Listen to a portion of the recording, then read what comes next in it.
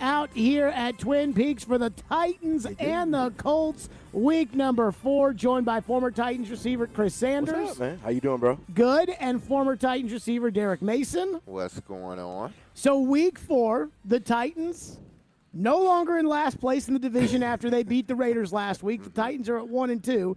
Indianapolis is technically ahead of the Titans at 1-1, but a big game nonetheless. It's a rivalry game. It's a game that all throughout the course of the offseason, we thought these two games against the Colts over the next 3 weeks were going to decide the AFC South. Jacksonville has now kind of entered the equation, but it's still a big one nonetheless for the Titans. Yeah, it is. It's a big one for the Titans. You know it's a huge one for the Indianapolis Colts because not just winning and getting themselves further ahead in the division, but their owner has made it known that this is a game that he wants to have. It reminds me of the late Bud Adams, him always wanting to beat Houston. Like, we can lose any other game, even though we were not going to do that, but we had to beat Houston those 2 times that we played them. But this is a critical game because the way Jacksonville is looking, and they have a huge game against Philadelphia. The way that Jacksonville is looking, Houston is still a tough out. They got to find some separation, or they got to keep pace with not only Indianapolis but Jacksonville. So they can't afford to drop this game, because I think they drop this game, it might be a hard road to hold, moving forward for this team. Yeah, I mean, it is. First of all, it's a divisional game, and both teams don't like each other. I mean, it's a bitter rivalry back in 1999 when we played the Colts back then. So, just like what Derek said, the owner comes out all the time. He does not like the Titans. So, both teams don't like each other. It's going to be a battle. Every time they played each other, it always comes down to the end. If you look at last year, when I think they won 34-31, it came down to the last play. So in this game, both teams are going to have to come out and play. But in my opinion, I think the Tennessee Titans definitely need this one to get ahead. Here's my thing, and I don't want this isn't going to sound cocky, because I absolutely think the Titans can lose today. I don't think Indianapolis is a very good football team. I don't either. And I don't think they're built very well. I mean, I don't think that their offensive line, I think it's incredibly overrated. I think their coach has made more missteps over the years, especially in games against the Titans, than I feel like he's made great decisions. I think their defense, while they've got names people recognize, I don't think they really get after the quarterback very much. And I don't think they have really good receivers. And that's before getting to whether or not Matt Ryan is washed up or whatever it means for him and his career. That being said, we constantly see the Titans play up and down to their opponents, especially inside of the division, and that makes me very nervous playing on the road today at Indianapolis. And it should. I look at these two teams. Well, let me just speak from the Titans' perspective, because I think Indianapolis, they are getting guys back that were injured. So we will see more so of what Indianapolis will look like moving forward. And these guys have missed games, so it's going to take them a minute to kind of get together. But we will see almost a healthy Indianapolis team and what they may look like moving forward. Because Indianapolis went through this last year where they were bad early on, and then they started to jail. Then they went on this road, and unfortunately for them, they couldn't win their last 2 games. They only needed to win 1 to get in the playoffs, and they couldn't even do that. The problem with the Titans, they're getting worse. They were not already. They already were an okay team with an okay roster, but because of injuries, they're getting worse. So this game, to me, this game is critical for the Titans because they need to pick up wins because they're not getting healthier. They need to pick up wins earlier now, so when they start getting healthy, they can be back to the Titan team that we're used to seeing. Both teams are definitely similar. You look at the quarterback situation. You got Matt Ryan, you got Ryan Tannehill. They're kind of okay quarterbacks. Then you have running backs. You have Henry and you have Jonathan Taylor. Then you have some okay receivers with Pittman. And then you have Burks and Woods. they're a similar team somebody's going to have to go out there and make some plays for them to win. So, just like what Derek is talking about, the Tennessee Titans definitely need this win because just like what you said, Jared, they're inconsistent. They don't make plays, and they play according to what the team they're going against. So I think the bigger thing for the win for the Titans that's important is to me, it's twofold. One, I think it's a measuring stick game because I don't think Indy's very good. I don't know if the Titans are good or not. I really don't. I mean, I watch them play the first half against the Raiders, and I'm like, you know what? This is an efficient offense with a confusing defense. And then I watch them play the second half against the Raiders, and they can't get a first down. And I'm just, holding on to my chair for dear life that the Titans are going to be able to hold on a 2-point conversion. Right.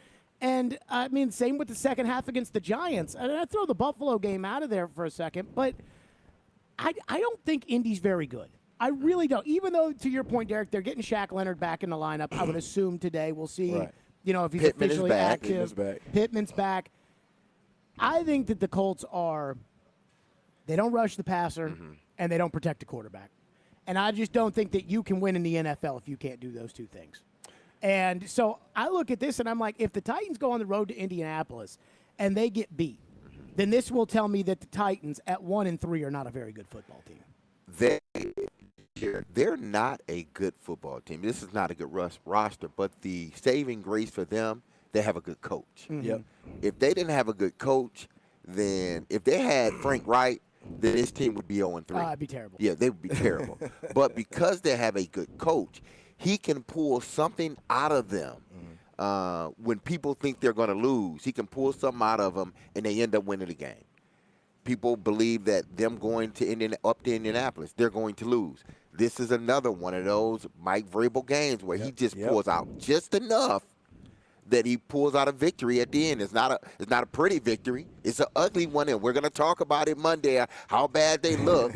But at the end of the football week, they picked up a victory, and they can move on. Yeah, this is one of those Mike Vrabel games that everybody expects him to lose. But I think that Mike Vrabel thrives in this situation. And the reason why I say he thrives in this situation is because everybody said they're going to lose, and he rallies everybody around him.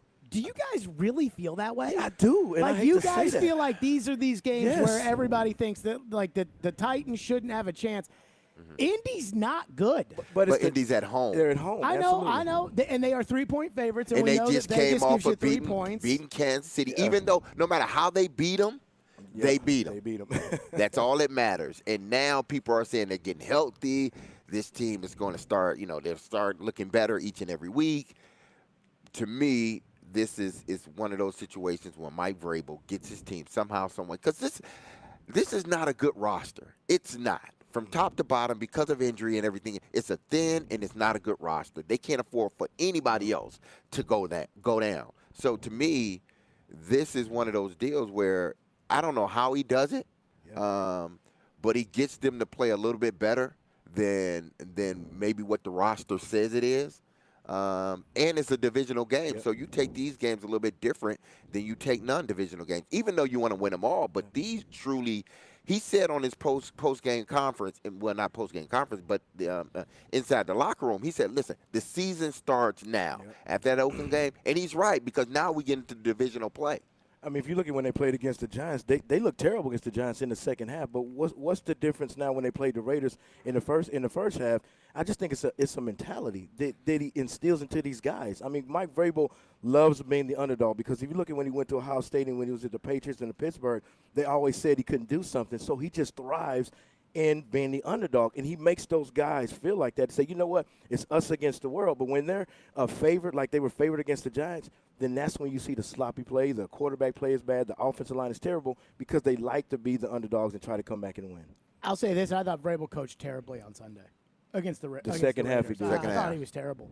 And, I mean, I hear you. I'm a big believer in Vrabel. I came into the year thinking he's the best coach in the league. I'm not going to move off of that right now. I just don't think this is one of those games where Vrabel has to rally the troops around it. I think this is a game where they have to go on the road to Indianapolis and beat a bad Indianapolis team and take care of their business. I just don't think Indianapolis. Guys, I'm not here to sit there and point fingers at Indy and laugh at it or something like that. I just don't think they're a very good football team. Like, I really don't think that they are well built. I don't think that they're well coached. And I really just don't think they have enough good players on their team. Well, I mean, you might be right, but the Titans are in the same boat. I think the Titans have more good players on their football team than the Colts do. And not only that, I think the quarterback for the Titans is better than the quarterback for the Colts. And I don't think Tannehill's getting enough credit for how well and efficient I think he's played so far through 3 games. He has not. What he hasn't done, and this is just crazy to say, and this is, it's one of those deals where it's like, man, yes, he is, but is that what we want from our quarterback? He's not doing anything to lose the game. Right. He's not necessarily doing anything that's going to win them the game, but them losing is not his fault.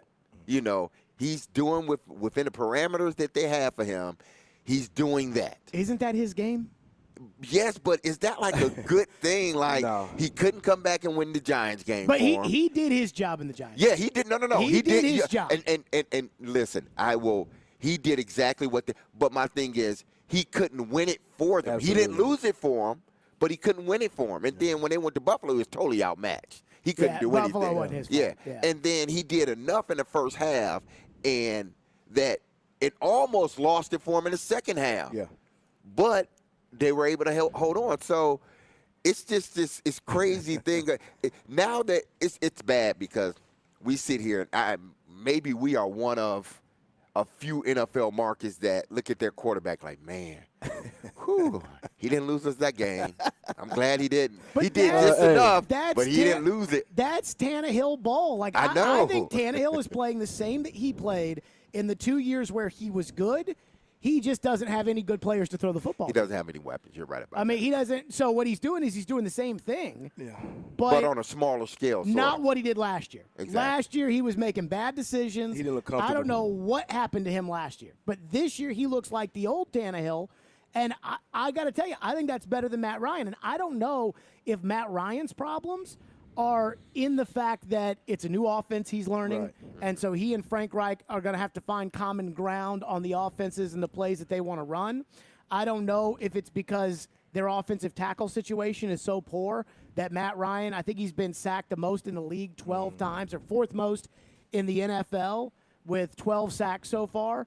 And outside of Pittman, I don't think he has an NFL receiver on his roster, and I think that's hurting him as well. But I definitely think, and so I'm not going to blame Matt Ryan or say that Matt Ryan stinks, because even though the stats have been bad, I think it might be outside of Matt Ryan's orbit. But I have seen all their games, and I am convinced beyond a shadow of a doubt Tannehill's playing better than Matt Ryan. Just the only thing I'm concerned about in this game is if Indy just beat the Kansas City Chiefs last week, and I'm afraid that if their stars shine today, that's what's going to kill us. And when I say stars shine, you got Jonathan Taylor that has 286 yards. What if he just all of a sudden has those big runs like he's capable of having? Then he had 2 touchdowns this year. But then you have Matt Ryan that only had 769 yards, 3 TDs, and 4 interceptions. What if he decides to light it up today? And then you have Pittman that's been slow with injury, and he comes out to play. That's the only thing that I'm kind of concerned about with this game, that if their stars start to shine and they start to make those explosive plays last year, can the Tennessee Titans have an answer from that? I was much more worried about the stars last week than I'm worried about the stars for Indianapolis. Yeah, but Jonathan Taylor's that home run hitter that can kill you by himself. Yes, I would, and it's hard because Saquon Barkley went off on the Titans. Yeah. But I felt like the Titans really put their feet up at halftime and learned a very valuable lesson for themselves after week 1. Well, they put their feet up, it seemed like in week 3, too. I don't know held what off happened in dear there. life. I don't know what happened there. We're going to get to the 4 my biggest goodness. storylines of today's game. We're going to move the chains, and we'll do that coming up next. We're live out here at Twin Peaks. Come on out, watch all the games. They got all the TVs. I mean, literally wall-to-wall TVs. Right now, I got right in front of me the London game, 7-7, New Orleans, Minnesota, although Minnesota's driving late in the first half. There's a game? Right there. Oh. On that TV right in front of you. Yeah, exactly. Looking right at you. But we are here out at Twin Peaks in the Cool Springs on Galleria Boulevard. Oh, man. Again, they got the 29-degree beer and the best scenic views. They've got all the pay-per-view events, happy hour every day, 2 to 7, $1 off drafts and well drinks. And they have their leather and lace costume party October 28th through the 31st for scenic views and dress-up dining, plus featuring scary good deals on our favorite cocktail shots, drafts, and more. That's right, Twin Peaks out here in Cool Springs. It is the pregame show, 102.5, 106.3 The Game. The sports talk doesn't end on Friday. Join Michelle Knezovic every Saturday morning at 9. I've got my extra large coffee. As she talks about the big stories of the week. Predators news, the Tennessee Titans. And looks ahead to the weekend. Oh, I'm so excited. On Nashville's best sports talk, 102.5 and 106.3 The Game and the Game Nashville app. Hey, it's Jared from my official sportsbook app, the FanDuel Sportsbook app. Football season is underway, so now is the perfect time to download FanDuel, America's #1 sportsbook. Right now, new customers get a no-sweat bet up to $1,000. That's free bets back if your first bet doesn't win if you sign up with the promo code JGM. FanDuel has all of your favorite bets, from the money line to point spreads to player props, and you can combine your bets for a chance at a bigger payout with the same game parlay. Get paid and get your winnings fast. All in an app that's safe, secure, and easy to use. So sign up today with the promo code JGM for your no-sweat first bet. That's promo code JGM. And make every moment more this season with FanDuel, an official sportsbook partner of the National Football League. 21 and older and present in Tennessee. First online real money wager only, and your refund is issued as non-withdrawable free bets that expire in 14 days. Restrictions do apply. Please see terms at sportsbook.fanduel.com. Gambling problem? Please call the Tennessee Red Line at 1-800-889-9789. Harman Energy is now hiring drivers for their Nashville team. Harman Energy is Tennessee's petroleum solution for major industries. Right now, they're offering competitive compensation. Fuel tank wagon drivers start at $26 an hour. Fuel transport drivers, $29 an hour. Plus, there's a $4,000 sign-on bonus for CDL drivers. Top quality benefits and a great place to work, Harman Energy employees provide totally outrageous customer service. Come be an employee owner with the Harman team. Apply now at harmanenergy.com. The Nashville Oktoberfest is quickly approaching, and now's the time to get your dirndls, lederhosen, and party steins ready. From local breweries to live music and festival artisans, you can't go wrong celebrating this Germantown tradition. The Nashville Oktoberfest 2022, Thursday, October 6th through the 9th at Bicentennial Mall in Germantown. Prepare yourself for 4 days of brats, beer, live music, and competitions. VIP experience reservations are still available at thenashvilleoktoberfest.com. Prost, y'all! Jared Stillman. Football season, and then football season becomes hockey season, and then it becomes draft season, and then it becomes hockey playoff season. And company. Maybe this is something to just get people a little bit interested. It's a matter of not having too many chefs in the kitchen. Catch Stillman and company on your drive home. Weekday afternoons from 2 to 6 on Nashville's best sports talk. ESPN. 102.5 The Game and the Game Nashville app. And I can spot it from a mile away. Watch live on YouTube, Twitch, and Periscope. Jonathan Hutton. You have to put the ball in his hands in that moment. And Chad Withrow. My kicker's making no decisions on a football team. Are in the game. Join them for NFL postgame after every Titans home game. Live from Landshark Bar and Grill in Margaritaville on Broadway. They'll break down that day's game and look ahead to the next one. NFL postgame is presented by Two Rivers Ford, Renter's Warehouse, and Superbook Sports on 102.5 and 106.3 The Game and the Game Nashville app. This is Greg McElroy, and you're listening to Nashville's best sports talk, ESPN 102.5 The Game. Pregame show is live from Twin Peaks out here in Cool Springs. Jared Stillman, Derek Mason, Chris Sanders. Time now to take a look at the biggest four storylines of the day. We moved the chains with my friends at TriStar Moving, my official movers. TriStar Moving with 5-star service, and of course we start with first down. First down. Guys, the Titans have been downright horrendous offensively in the second half. I don't know what it is, but 7 points across 3 games. And that was a touchdown against the Giants. 24 points in the first half last week against the Raiders. Derek Mason, what is the problem in the second half? It's a lack of execution to me. You get in the first half, and there are things that you do well, and the Titans have been able to do that, with the exception of the Buffalo game. Even though the Buffalo game was still close in the first half, and Buffalo just ran away with it. But I just don't think they carry over the execution in the first half to the second half. I'm not going to sit here and say they're not playing hard, because they are. I just think with this team, they're not good enough to let the small things fall to the wayside. They're not good enough to miss an opportunity when it's 3rd and 1, because they may not get that possession back. They're not good enough to, go for it and not make it and then think they're going to win a game or make that drive up. So this team, because they're not a good enough roster, they can't afford to not execute in the second half. And that's to me, that's been the big problem. I think sometimes, I was just looking at the game in the second half against the Raiders. I just think they're playing conservative. I mean, you're playing conservative, you're playing not to make a mistake. And when you're playing not to make a mistake. Playing conservative or coaching conservative? Actually both. I mean, if you look at what they did in the first half, they were throwing on first down, they were throwing the ball down the field, they threw it to Woods. He had a couple of great catches. But then if you look at the second half, they were just playing not to lose. And when you start playing not to lose, you're going to have a good Raiders team to get back in the game. I mean, there's no reason why last week that the Raiders should have even been in this game. If they'd have played like they played in the first half, they would have blew the Raiders out. But what they did is they played conservative, and they didn't have that killer instinct. And when you don't have that killer instinct and you play conservative, you let teams like the Raiders get back in the game. What bothered me was the personnel packages in the second half offensively. Yeah. I didn't think the Titans, without Bud Dupree and Harold Landry, were going to be able to muster a pass rush against the Raiders. Somehow they kind of did, but I think the Raiders were kind of onto it in the second half, so the defensive struggles I don't have a problem with. What I had a problem with, though, offensively, every time Cody Hollister came into the game on a first down, the Titans never continued that series. So on the first series, he came in on first down, and they ran the ball on 1st and 10, and it was a 3-and-out. The second time he came in, they got a first down. Then he comes in on the next first down, and they don't get another first down. And I think that happened 5 times in the second half. I don't know what's wrong with these personnel packages the Titans are running, but I think that the Titans have decided during the week, hey, we're going to make sure that we get this personnel package out there, and I think that is hurting the club. I think that they are almost overdoing it as far as being too, they're trying to come up with too many ways. They're trying to coach themselves out of it more than just saying, hey, let's put Treylon Burks on the field, let's put Robert Woods on the field and go from there, which is what I feel like happened in the first half. Well, it's almost like they're treating it like high school football or Little League football where everybody got to play. Right. Like, we got to put a package in where everybody on this team play. No, it's not just the pros, man. Everybody can't play. Everybody has a specific role. Some guys are second stringers. Some guys are third stringers. Cody Hollister's a third stringer. He's a special teams guy. He plays 23% of the offensive snaps. He's a special teams guy. He's not a guy that you consistently put in. That's like, I told this, that's like, all three of us sitting on the bench, and as much as I,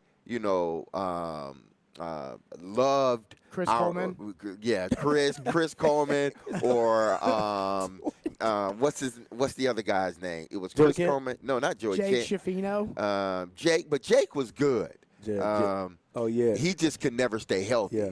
But even with that, I don't want those guys Darryl on the Hill. field. Yeah, I don't want Hill. I don't want those guys on the field, because it's like we're trying to win football games.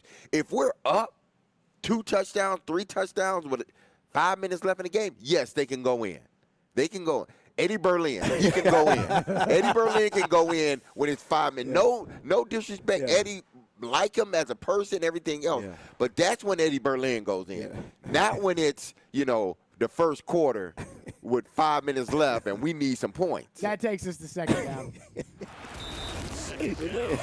Derrick Henry, 4.2 yards a crack, 85 hard-earned yards for the King. Chris Sanders, your thoughts on Derrick Henry's performance? Okay, that was a quote that I got to say. You haven't said this in a while. Let the big dog eat. Let the big dog eat. You haven't said that in a while. Why haven't you said that in a while?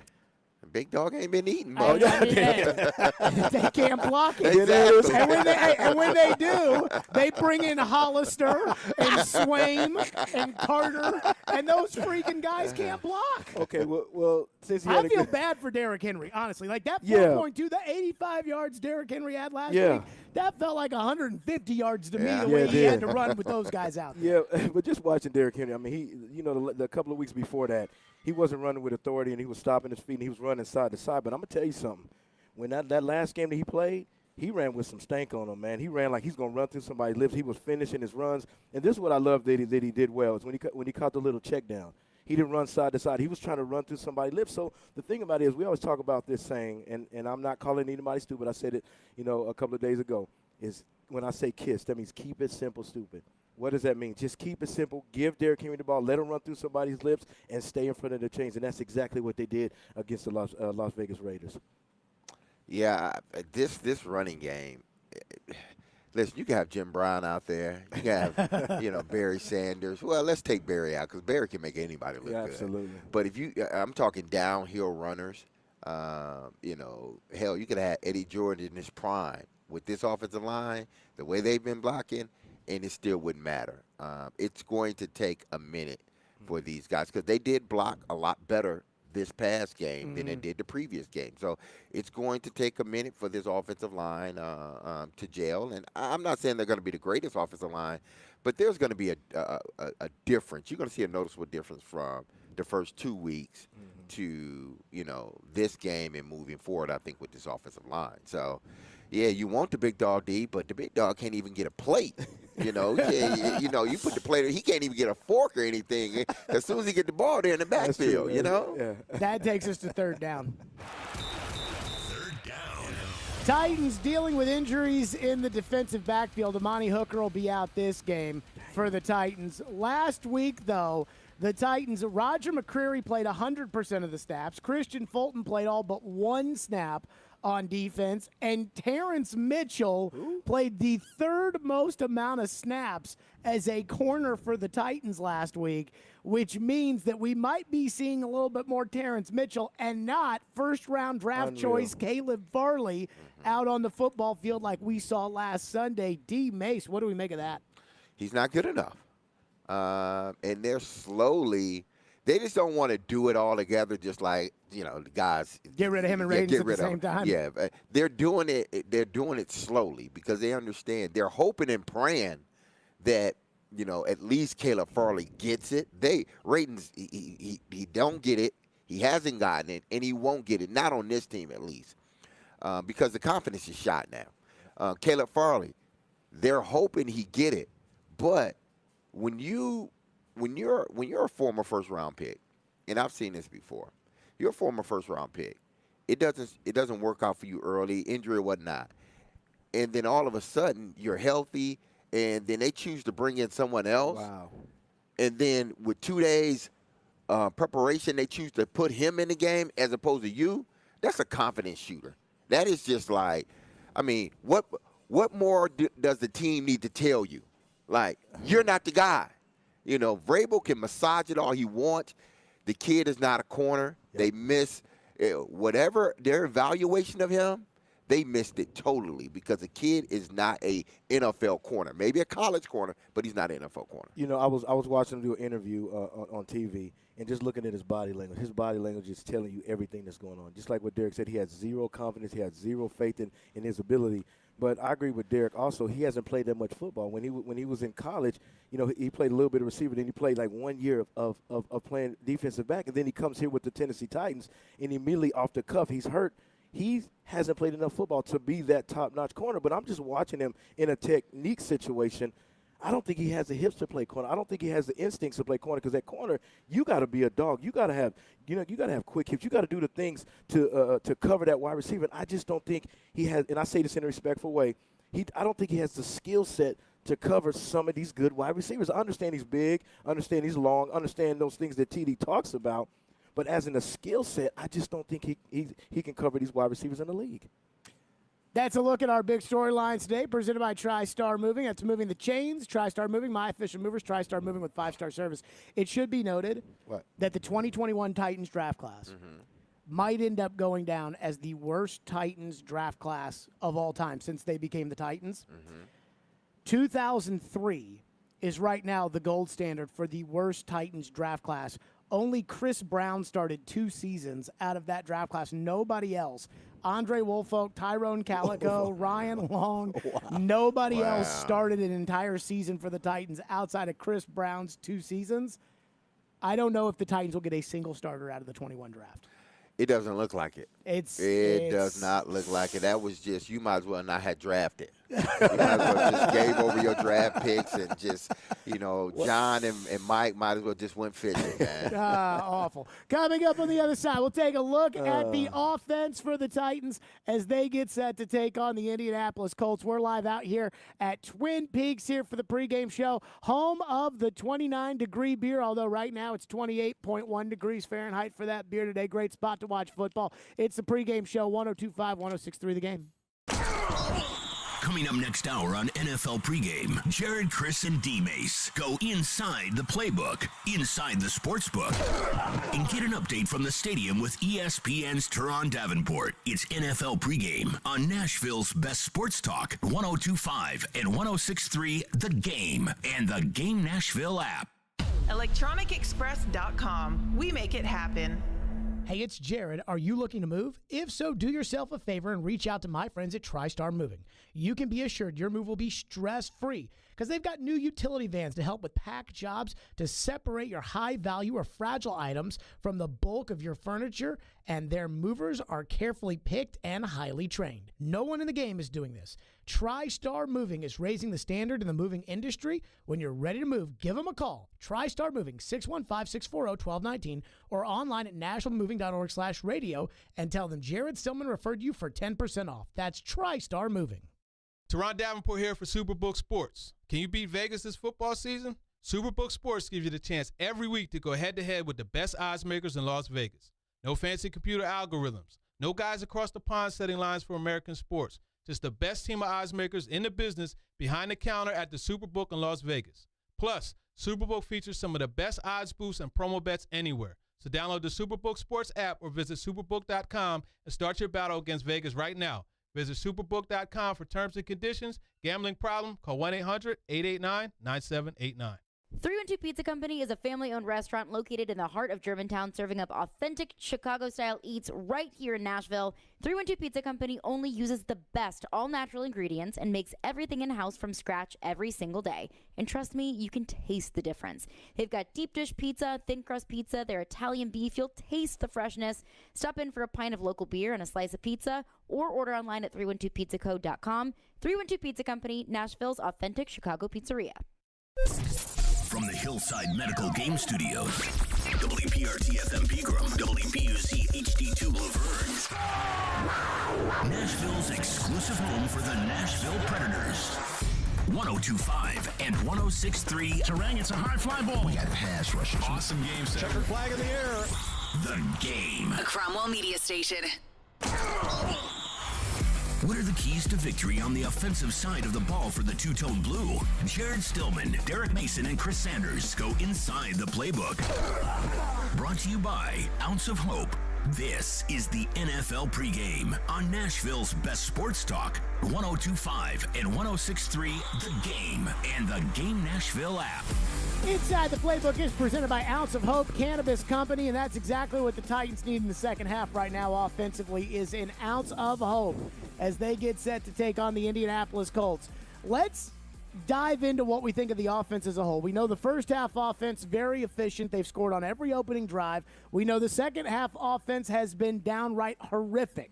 So let's just go with what we know. Chris Sanders, why? I'm just looking at the whole situation. Everybody knows about the offensive line. I mean, offensive line struggling. I mean, there's 4 or 5 guys in the backfield. But the one thing I really think that the Tennessee Titans are struggling in the offense, they need a guy on the perimeter to make some plays. I mean, I understand that Woods, had 85 yards last year. Traylon Burks needs to come on, man. Seriously. I mean, I know, he did some great things in college. I know he's a big play wide receiver, but I need to see it now. I mean, last week he had 1 for 13. A couple of weeks ago he had 1 for 13 again. So I think that they're keeping Tannehill from making mistakes of not throwing the ball. So on the perimeter, somebody's got to make a decision to make plays. I know they got Woods. I know they got Burks. I know they got Kyle Phillips. But I'm just not seeing those explosive plays downfield. Well, I mean, they're going to have to generate, just like they generated the big play for Robert Woods, whether it be the screen that was called back, but then the over route off the play action that he picked up a big chunk of yards. They can't just flat out line up and just beat people. I don't think Traylon Burks is there yet. I think he will be there. He's getting more and more opportunities, but they're going to have to find a way to generate these sort of big plays. And I think a lot of it should run through, honestly, it should run through Dontrell Hilliard because he's the one guy on offense that's a matchup problem. Now, Kyle Phillips, I like Kyle Phillips, and he is a matchup problem, but I just think you adding Dontrell Hilliard more into the offense, and I think they do, I think it opens up things for everybody because the guy, That's been one of the best pickups they've had. But if he's on the field, you know who has to be off the field. Derrick Henry, absolutely. And so now the or play action Swain or somebody game else. Yeah, is not the same. exactly. They got to find a way to put both of these guys on the field, Derrick Henry and Dontrell Hilliard, 20 personnel. because they got to figure out a way to consistently generate big plays, or the illusion that we're going to, have a big play because these certain guys are in. You can't do it with Cody Hollister or somebody else. But if not, then they got to keep on, screen plays and, finding a way to get Robert Woods, because at least he's the one guy that will catch the ball, and get Traylon Burks involved early so he can stay in the game. I mean, I think the reason why the offense is struggling also is because you look at the first 2 games, the struggling of the running game. I mean, Derrick Henry wasn't getting off to a good start, because if you look at how the Tennessee Titans are built, what's the identity of the team? It's running the ball first, pass second. And if you can't run the ball first, then how's that going to set up the pass? So if they correct the offensive line for Derrick Henry to make those explosive runs, then it sets up everybody to be successful. My biggest issue right now is coaching on offense. And I'm going to give you guys examples of this. Maybe the personnel's not good enough. I do see the offensive line. I think the offensive line's getting better. Yeah. And I think that Nicholas Petit-Ferrer is getting better, and I think that they just can't practice on the offensive line anymore. And even with Taylor out, I don't think Taylor was playing at that high of a level anyways. So I'm not worried about that.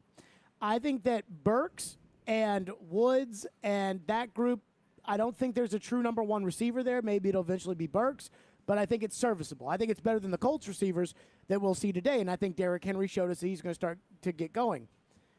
Who is the starting tight end of the Tennessee Titans? I don't know. I have no idea. Because they're paying Austin Hooper $7 million to play 51% of the snaps, and Jeff Swaim is playing 69% of the snaps. So Jeff Swaim is the starting tight end of the Tennessee Titans. And he has 2 touchdowns. And so when Cody Hollister plays 23% of the snaps, and Jeff Swaim is playing 61% of the snaps, 63% of the snaps, that's a problem. And I think the personnel, they're trying to get too cute with some of the personnel that they're using. I felt like they ran a lot of mixed personnel where the Raiders didn't know in the first half if it was going to be a run or a pass, and then there was a bunch of Hollister and a bunch of Carter and a bunch of Swaim in the second half. And I think the Titans have got to decide this, and this is what I'm convinced of. On all those long Derrick Henry touchdown runs over the years, it's always been like a Corey Davis down the field blocking. And I think the Titans don't think that they can get that out of the guys that they have right now, Burks, Woods, those guys, and that's why they put Hollister on the field. They're not going to get Derrick Henry down the field to run a big touchdown if they've got Cody Hollister on the field. So I think what they've got to do is they've got to put Traylon Burks and company out there, and they got to hope that those guys can learn how to block, because the threat of the passing game is better than an individual receiver being able to block. Well, didn't Vrabel say, Woods is such a great blocker and this and that and that and this? And I'm like, That's man, you didn't pay him. You didn't bring him here to be a blocker, okay? You brought him here to catch passes. If they cared that much about blocking at receiver, they would have kept Corey Davis. Exactly, absolutely. Or they just went out and got a big body receiver, and they could be a dual pass catcher and blocker. But this offense. They're going to have to find someone in that receiver room that can eventually be a problem in the passing game. Burks is the only one. Yeah, Burks is the only one. And the problem is they don't have enough good players everywhere else. They don't have a good player tight end, so they can't rely on the tight end to be sort of our matchup problem. They don't have enough good players at the wide receiver behind Burks and Woods. They don't have enough good players, behind Derrick Henry and Hilliard. So they may want to do some of these things, Jared, but they don't have the personnel to do it. Yeah. It's one thing to have, AJ and Corey and Jonnu and Ryan and but Johnny Taylor. Smith and Corey Davis aren't that good. No. It's not. See, what people fail to realize about this game, some guys are just good for what you want to do, your scheme. Yep. They may go somewhere else, and they may be total duds. I've seen it. But in your scheme, they work perfectly. In the Titans scheme, Jonnu was perfect. Yep. Corey Davis was perfect. Why? Because he was he was a complimentary receiver to A.J. Brown. And it worked, and Ryan could trust them. Ryan Tannehill could trust. If I throw the ball up to Jonnu, he's going to get it. Yeah. If I throw it to Corey Davis, he's going to get it. Obviously, AJ's going to. He doesn't have that right now, especially now with the tight ends. Well, let me ask you this question. I'm going to ask you 3 questions. How many touchdowns does Woods have? None. How many does Burks have? None. How many does Phillips have? None. That's a problem. Yeah. That's a problem. You're in your 4th game, and your receivers have 0 touchdowns. There's no explosive plays downfield. There's nobody making those down-the-field plays. And if you don't have those plays down the field, how are you going to loosen up the defense if you don't have those explosive plays? I mean, listen, I'm not trying to be funny or anything, but that is a problem. All your receivers that you brought in, Burks, you brought Woods, you brought all those guys in, and you have 0 touchdowns amongst those 4. Well, Swain got more touchdowns than Hooper. Oh, he plays more. I mean, he plays 63% of the snaps. Yeah. I mean, he's in on almost every play. Yeah. And so that's concerning. What do you guys think of the criticism of Todd Downing? Let me say this. I have defended Todd Downing pretty much all of last year and the first 2 weeks this year. I thought that the way in which he used the personnel, because I can't necessarily judge a play call because I don't know what somebody was supposed to do or what somebody else was supposed to do. I can't necessarily judge that. But what I can judge is the personnel packages that he's putting out there and whether or not I think that those are good ideas, and I think they're bad ideas. And so I think the criticism of Todd Downing is fair. I don't think he's the only problem. I think that's how football is. There's never just one person who's at fault. But I do think that the criticism of Todd Downing is legitimate. And I do think that I understand where the fans are coming from, and I do think that some of their criticisms are valid. Hey, the old adage is either you're coaching it or you're allowing it to happen.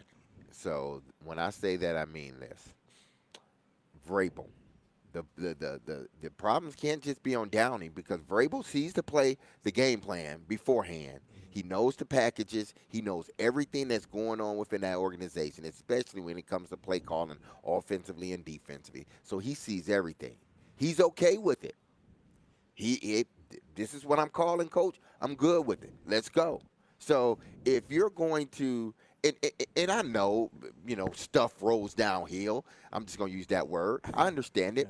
But Vrabel has to take some of the blame as well. Because if you're doing things that are not working in the head coach, it's his team. He should come in and say, listen, we need that package right there. We need to scrap it. We don't need to use Coley Hollister no more. We need to get Woods out there, get Traylon Burks out there, find a way to get them out. He doesn't need to be in the game, especially in the critical times. But it continues to happen. Yeah. So you can't just blame the offensive coordinator. You got to blame the head coach too. They are both in this together to me. Yeah, but then also you got to put some of the blame on the players. Exactly, also. absolutely. Because if you look, I know Todd Downing. We talked about the formations last week. I understand that. But if you look at when they played in the Giants game, when you give the ball to Chig, you got 10 guys doing their job, but who makes a mistake? Lewan. Lewan misses a block, and he blows up the play. And then on the one before that, you have Derrick Henry in the Wildcat, and he fumbles the ball. So do you put that on Todd Downing, or do you put on the players? What do you do? So I understand what Derrick is saying, which is absolutely correct. It's got to be on Vrabel. But then also you got to look at on the field that these guys have to execute what's going on. Because if Lewan makes his block, we wouldn't be talking about it. Here's what I'd say about Downing. Todd Downing inherited the 6th best offense in the NFL in 2017 with the Raiders. For whatever reason, they were 17th. So he had the 6th offense, and they became 17th.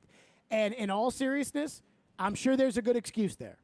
But you guys know how this works. I'm sure there's an excuse for why your numbers went down one year, but when they talk about the Hall of Fame, they don't care about those excuses. They don't care about that, yeah. That's true. So for some reason, they were 6th, and then they were 17th. He takes over the 2nd-ranked offense in the NFL here. They're 17th. Now they're 26th. Wow.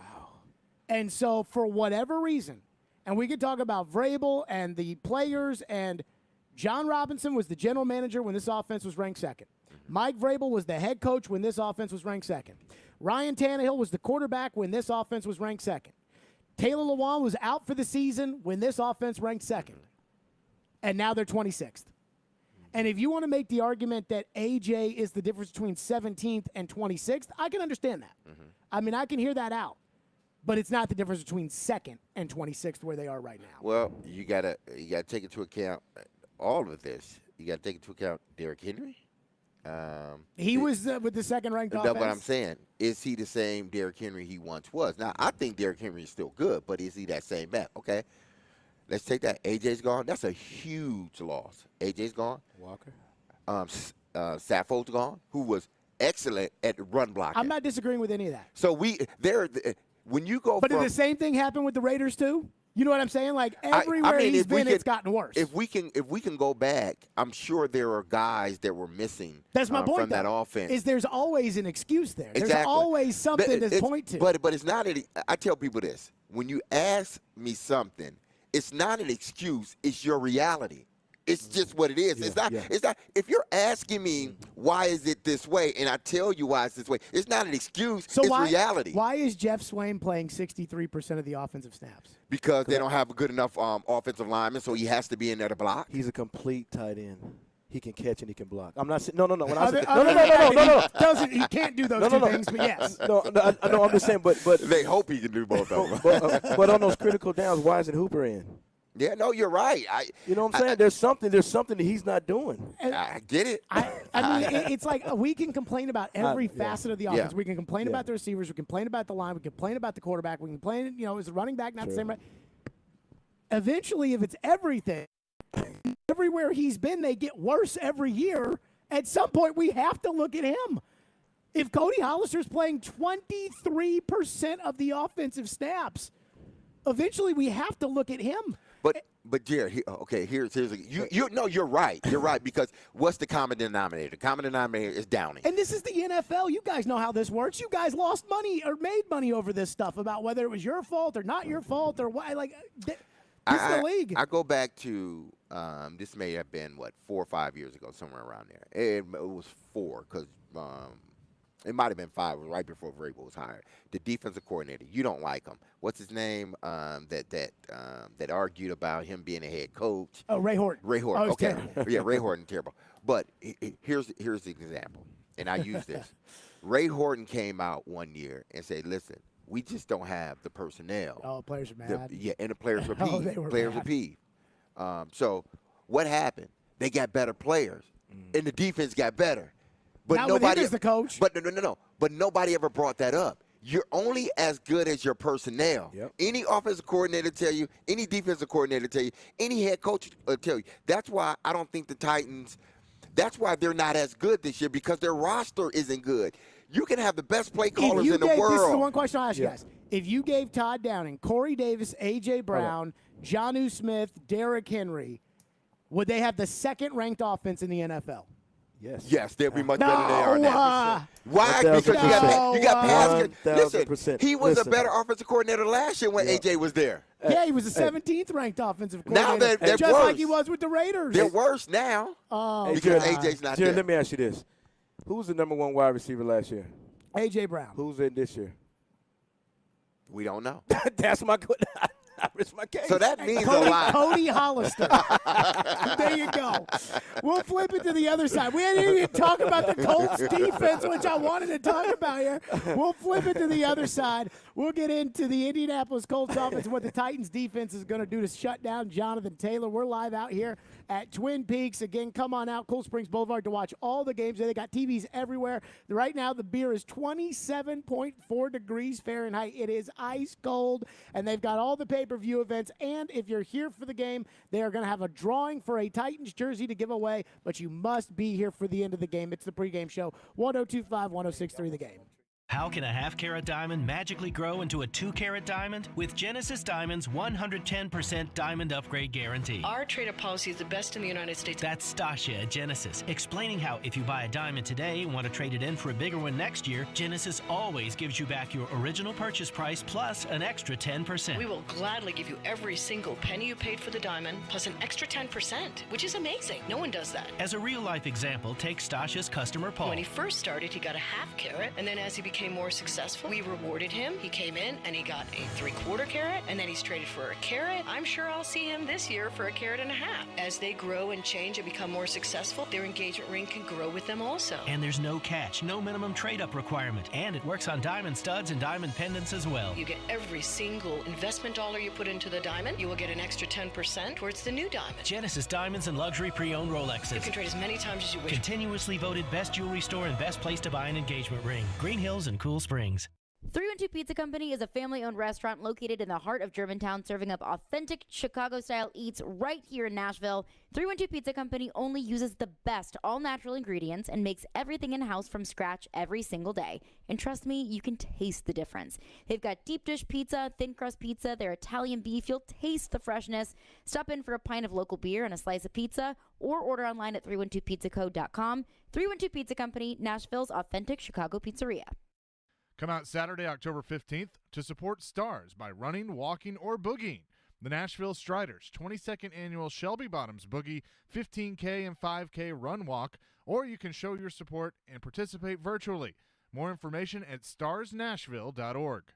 Nothing makes one feel better than the ability to give to someone in need. You have the power to give the most important gift of all, the gift of life, with a donation of your blood. Supplies are desperately low in our area, and your help is needed. Blood Assurance is a nonprofit community blood center that supplies our Middle Tennessee area hospitals. Please find it in your heart to donate. Be someone's hero today. Go to bloodassurance.org to find a location or blood drive near you. That's bloodassurance.org. Give blood, give local, save lives with Blood Assurance.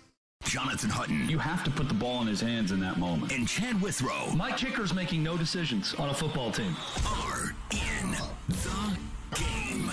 Join them for NFL postgame after every Titans home game, live from Landshark Bar and Grill in Margaritaville on Broadway. They'll break down that day's game and look ahead to the next one. NFL postgame is presented by Two Rivers Ford, Renter's Warehouse, and Superbook Sports on 102.5 and 106.3 The Game and the Game Nashville app.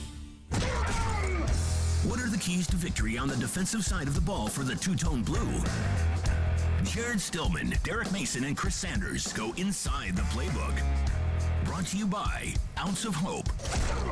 This is the NFL Pregame on Nashville's best sports talk, 102.5 and 106.3 The Game and the Game Nashville app. Inside the Defensive Playbook is presented by Ounce of Hope Cannabis Company. The Indianapolis Colts on offense. They've got an offensive head coach. They brought in Matt Ryan. They returned the #1 AP All-Pro first-team running back, Jonathan Taylor. Everybody raves about their offensive line. People thought that this Colts offense would be electric this year. Anyone want to guess where they rank in points scored in the NFL right now? 19. They're ranked basically 30 or 31. You're close. What? Not 30, not 31. 29. 32. 32. Dead last in the NFL in points scored so far this season. That great running attack with Jonathan Taylor. They have right now the 20th ranked rush offense in the NFL. They've tried out some new tackles. They're moving guys in and out. They did have Michael Pittman Jr. injured for the game against Jacksonville, in which he didn't play. He obviously will be back in there. But, guys, the Colts offense has struggled so far. What do we think of the matchup today, Titans defense versus Colts offense? Well, it's going to be an interesting one because the Titans are missing guys on defense, guys that they Amani Hooker is out. Zach Cunningham is out. Zach Cunningham, and you're talking about a defense that was thin already, a defense that didn't have much backup to start. Now you have these three key guys that are out, not to mention Harold Landry's been out since the beginning of the season.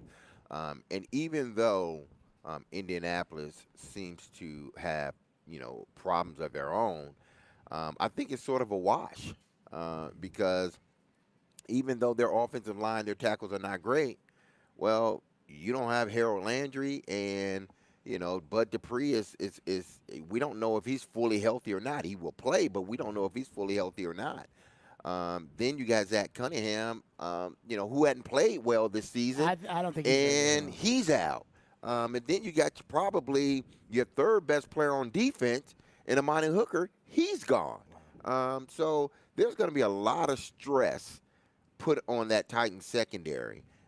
especially now that Pittman is back. So, I don't know who has the advantage in regards to the Titans' defense and Indianapolis' offense, because if the Titans are fully healthy, I'm picking the Titans in their defense. But they are missing key guys. They're not missing backups. They're missing key guys in this game. So, to me, that's where the battle is going to be fought.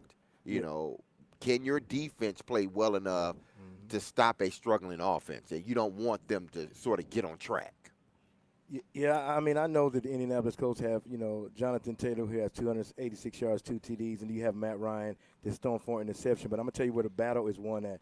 It's going to be the defensive line. I mean, if you have Simmons, Archie, Weaver going against Nelson, Kelly, and Pinter, because their offensive line has been struggling. They've been terrible. I mean, they've been struggling. They struggle in pass pro. They struggling with opening up those run lanes for Jonathan Taylor. So even though the secondary, a lot of guys are out in the secondary, I just think that if those three guys, Simmons, Archie, and Weaver, can put pressure on Matt Ryan, and he throws interceptions. So include Bud in there because he's Bud's going to be back. But just like Derek said, I don't know how healthy he's going to be and how he's going to do with that hip. But if that defensive line is physical with their offensive line and collapses the pocket and Matt Ryan can step up and make those throws, the secondary doesn't have to cover that long. Here's my thing about the Colts. I think the Colts are in a really dangerous situation offensively. I don't think that they can pass block. And I don't think their receivers can get open. And if you can't pass block and your receivers can't get open, you're in real trouble. Yeah. Last week, the Raiders, I felt like, struggled in pass protection compared to what I was expecting with Bud Dupree out of the lineup. I know Vrabel is going to come up with a scheme, Vrabel and Bowen. They're going to come up with a scheme that's going to get somebody home. Even if that means Jeffrey Simmons is taking on 2 blockers, and then that means that Weaver gets home. Matt Ryan makes mistakes when he is pressured. And not only does he make mistakes when he's pressured, he doesn't trust any of these receivers. And so I like the matchup. Like, I think that Pittman is a solid number 2 wide receiver. But I like the idea of Fulton on him or McCreary on him, and that the Titans will be okay with that. I don't think Alec Pierce and Ashton Doolin and who's never healthy and never makes plays. Like, I mean, Paris Campbell, we've been talking about him on the pregame show for 4 years now, and I'm not sure he's ever made a single play against Titans. I'm serious. Like, so he does not have the receivers, nor does he have the pass protection, and they haven't been able to get their run game going. Vrabel's going to shut the run game down. The Colts are going to have to hit a big play early on the Titans' defense to soften it up a little bit, and I just don't know if they can do that. And then I think it brings the question, too, about Matt Ryan, which is Matt Ryan still good? And I don't know. I've watched every Colts game, and I do not have a fair feeling about him because I think he's got really nothing to work with right now. That may be the case with Matt Ryan, but this Titans off defense, because of the missing players, Matt Ryan, you got to be able to get to Matt Ryan without blitzing. You have to.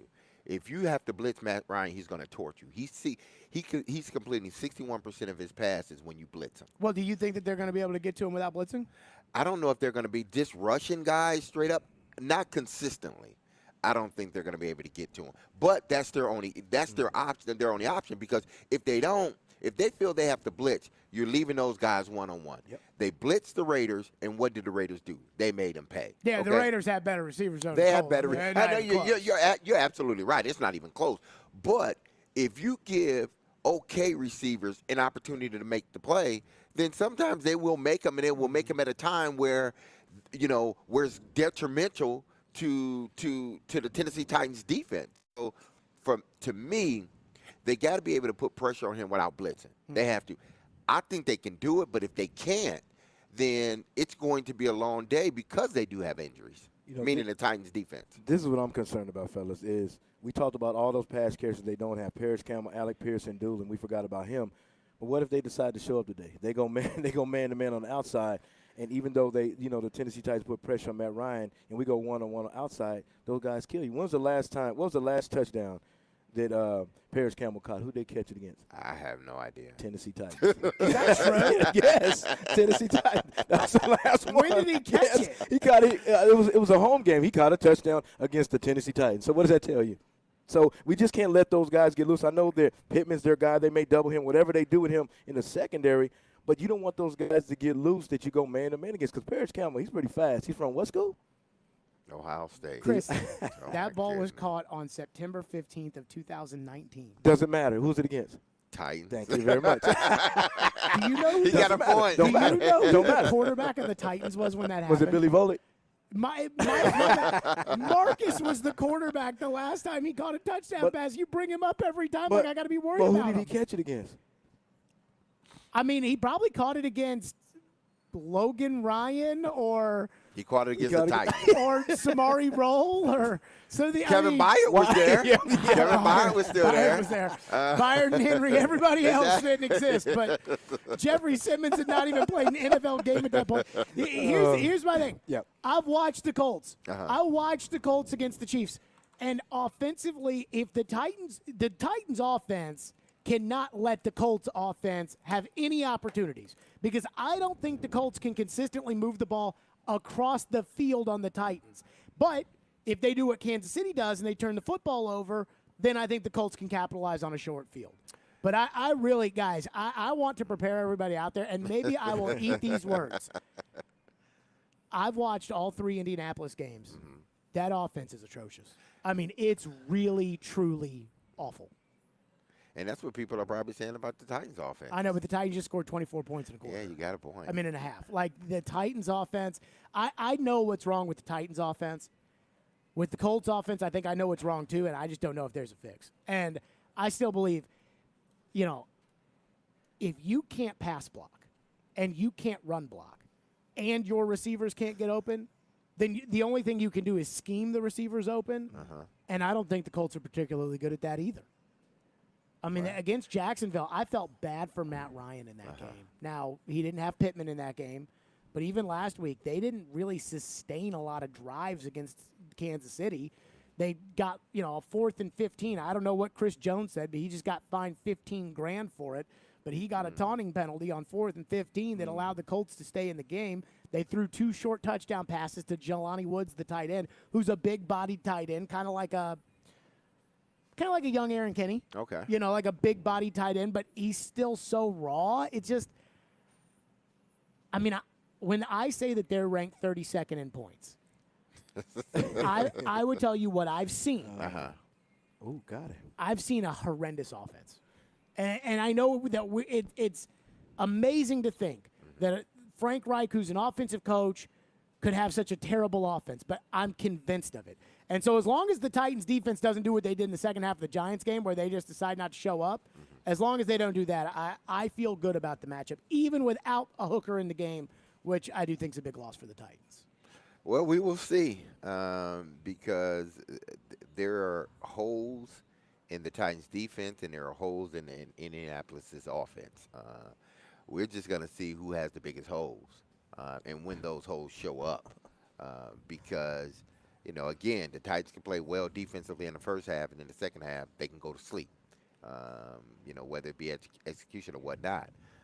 Or Indianapolis' offense can just play well, and the Titans, make some adjustments in the second half, and it's a different game. So because these two teams are so closely, mirrored, and their faults are sort of the same, and their warts are the same, they look the same. I really don't think they're the same.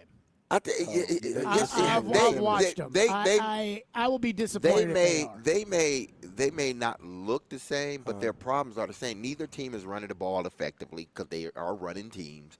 Neither team has, playmakers in the passing game, even though I would take Pittman over, anybody the Titans have, because to me, Burks just doesn't have the experience yet. Now, 5 games down the line may be different.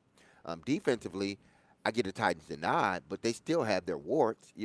Both of these teams, both of them have sort of the same problems, but the equalizer is the head coach. That's just me. I think because if Vrabel was on Indianapolis, I would pick Indianapolis to win this game. Maybe I'm cutting the Titans too much slack, which is very off-brand for me. Uh-huh. But I do not think it. Now, look, Indianapolis might win this game, but I do not think that these teams are close. I mean, I think Indy is Do you really. think it's because? Do you think they're a better coach team? The Titans? Yeah. Do you think if Frank Wright was on the Titans and Vrabel was on the Indianapolis coach, from what you know of both coaches, who then would you pick? Oh, that's tough. I mean, I don't think Vrabel's coached very well this year, but I think his history says that he's a good coach. I do think Vrabel's probably the X factor in this, or at least the Titans' experience and I don't say professionalism, but the fact that I trust Derrick Henry and I trust Ryan Tannehill, I trust Kevin Byard, and I trust those guys. Where I don't know if I trust a lot of the guys that Indianapolis has, even the veteran guys, Stephon Gilmore, for instance, right? Run.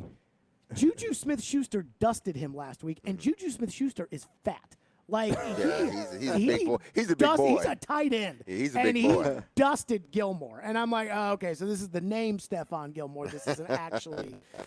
Coming up at the other side, we'll get into the injury report for the Titans. It is official. Who's in, who's out. We'll discuss what that means and more. And, of course, TD will join us and so much more coming up live from Twin Peaks and Cool Springs. It's the pregame show, 102.5, 106.3 The Game. You watch the game. Shot on the score. Philip Tomasino on the power play. We talk the game. I think the Predators have significantly upgraded with him in the top 6. We are the game. Nashville's best sports talk, 102.5 and 106.3 The Game and the Game Nashville app. Tune in to ESPN 102.5 The Game every Tuesday afternoon at 4:30 for ESPN's Trevor Maddich joining me, Jared Stillman, on Stillman & Company as we dive deep into the college football world and all the latest from the SEC. It's all brought to you by Houston Clinic Orthopedics, when experience matters. In today's economy, employers and employees should be working together to create safe, good-paying jobs with no unnecessary government overreach. Right to work does not belong in the state constitution. Tennesseans, this voting season, vote no on Amendment 1. Visit TennesseeWorkersAlliance.org, paid for by the Nashville Building Trades. We're Saia LTL Freight. For nearly a century, our team has been committed to driving business forward. From Lady Liberty to the Golden Gate, Superstore to Corner Store. We go that extra mile, expanding our team to better serve you. So trust that when you partner with Saia, we take every delivery personally. Visit Saia.com for all your shipping needs. That's SAIA.com. The Nashville Oktoberfest is quickly approaching, and now's the time to get your dirndls, lederhosen, and party steins ready. From local breweries to live music and festival artisans, you can't go wrong celebrating this Germantown tradition. The Nashville Oktoberfest 2022, Thursday, October 6th through the 9th at Bicentennial Mall in Germantown. Prepare yourself for 4 days of brats, beer, live music, and competitions. VIP experience reservations are still available at thenashvilleoktoberfest.com. Prost, y'all! Nothing makes one feel better than the ability to give to someone in need. You have the power to give the most important gift of all, the gift of life, with a donation of your blood. Supplies are desperately low in our area, and your help is needed. Blood Assurance is a nonprofit community blood center that supplies our Middle Tennessee area hospitals. Please find it in your heart to donate. Be someone's hero today. Go to bloodassurance.org to find a location or blood drive near you. That's bloodassurance.org. Give blood, give local, save lives with Blood Assurance. NFL pregame is on. Time to take a look at who's in, who's out today for the Titans and the Colts. We're live at Twin Peaks out here in Cool Springs. Out today, inactive for the Titans. Newly acquired offensive lineman LaRaven Clark is out. Which, by the way, his acquisition is not a good sign for old Dylan Radins. No. But LaRaven Clark is out. Wyatt Ray, Ola Adeni, Hugo Amadi, Zach Cunningham, Theo Jackson, who just got called up off the practice squad and will revert back tomorrow. He gets one game check as an NFL player, but he has to stay on the practice squad and is inactive. Oh, wow. And Amani Hooker out today for the Titans, which means get ready for Andrew Adams at safety for the Titans today. He has started 35 games in the NFL over the course of his career. He was claimed off the Steelers practice squad a couple of weeks ago, was inactive last week against the Raiders. I assume that he will make the start in place of the concussed Amani Hooker at safety. For the Colts, now this is an important one. For Indianapolis, DeForest Buckner. He was questionable coming into the game, mispracticed all week. in is Shaq Leonard, the linebacker formerly known as Darius Leonard, Julian Blackman, Sam Ellinger, Dallas Flowers, Wesley French, Desmond Patman, Luke Tenuta, and Chris Williams are out today for the Colts. D. Mace, what do we make about Shaq Leonard's return to the NFL? Coming off of a back surgery, he'll make his season debut today. Well, I mean, you never hear somebody that says, hey, if they've had a back surgery or injury, it's not bothering me anymore. Oh, I've never heard someone that's had a back surgery exactly. say, I'm good. Yeah, it's fine. It's fine. It'll be fine. So it's even though he's back, how much will he play and how effective will he be now? He's the heart and soul of their defense. So having him back on the field means a lot for morale purposes. But having DeForest Buckner ready to go, that's a big body in the middle of that defense that's able to push the pocket and then may stop Derrick Henry on occasion. Having those two guys back in the lineup, I think it's big. But then again, I mean, this is their first game back. So how are they going to look? It's not like they played last week or the week before and then now we see them. No, it's the first game back. So there may be some rust in there. So it's good that Indianapolis got these guys back, but I'm not going to sit here and say, since they're back, this changes it for me. I'm picking Indianapolis, because they've been out, and you just don't know how they're going to perform their first game back. Even though, these guys hasn't played that much, but with Leonard, he's one of those emotional guys, an emotional leader that gets their defense riled up. Mm-hmm. So even though the defense hasn't been playing well and giving up some explosive plays, but when you get the guy that's a pillar of your defense, sometimes it just boosts everybody up to up their game. So that's one thing I'm concerned about. And with Buckner, Buckner's a disruptor, man. I mean, he just disrupts everything, and he sets the tone of that defense also, like Leonard. So even though those guys are there, it concerns me a little bit about stopping the Tennessee Titans offense because you got two guys that on the pillar of your defense. Here's my question. What does the return of Shaq Leonard mean for the Titans running game with Derrick Henry? Well, it just depends. One thing I think it means is that the defense is going to be in the right front. I don't think there'll be much miscommunication because he is the leader of the defense. He's going to have everybody, making sure at least everybody's in the right spot. So I think that'll be a big help for the Indianapolis Colts. But beside that, I don't know how much is going to change for the Colts and what they do. This is a bad team. This is a bad defense. How much more will he make them better? Will they be better? Yes, but how much more? Are they that much better that they can stop Derrick Henry, this week? Because I'm sure this is a week that Vrabel has really preached to his offensive line, like, listen, we need to really get going. This is critical. We need to establish our run game. We need to set the line of scrimmage. We need to push them back. And because they know if they don't do it, it's going to be very, very difficult for them to win the ball game. Leonard may not even stop the run, but the one thing he does good or does well is he creates turnovers. And when you get turnovers, because you look at I don't know if the last time or the time before, he's consistently reading Tannehill's eyes. He's always reading his eyes, and he comes up with that big interception. So, even though he might not stop the run, it might not be as physical because of the situation, him being hurt. But if he starts to create turnovers and they start to get life, and then the offense starts to get life, I mean, it could be a long day for the Titans. Here's what bothers me about Indianapolis' defense. Indianapolis' defense has 4 sacks through 3 games. Mm-hmm. Buckner and Leonard are not sackers. Mm-mm. The Titans are getting Bud Dupree back, and Bud Dupree, not only is he a sacker, but he also, in my opinion, changes the dynamic for the entire defensive line. And that's why I don't think it's an accident that Bud gets 1 sack in the Giants game, but Weaver gets 2 sacks. Mm-hmm. I mean, I think Bud helps everybody else around him. They do not get after the quarterback very well. And ever since they let Danico Autry go, which obviously has been a humongous benefit for the Titans. Yes. Ever since they let Danico Autry go, they have really not been a sack-the-quarterback team. And I think that's a big problem for them defensively, that even though they're getting those guys back, while their names that we know of, Buckner and Leonard, they don't really change the game for me because they don't sack the quarterback. They're not those pressure guys. Mm-hmm. They're not putting pressure on. They're doing exactly what they're supposed to do. Yes, Shaq may cause turnovers.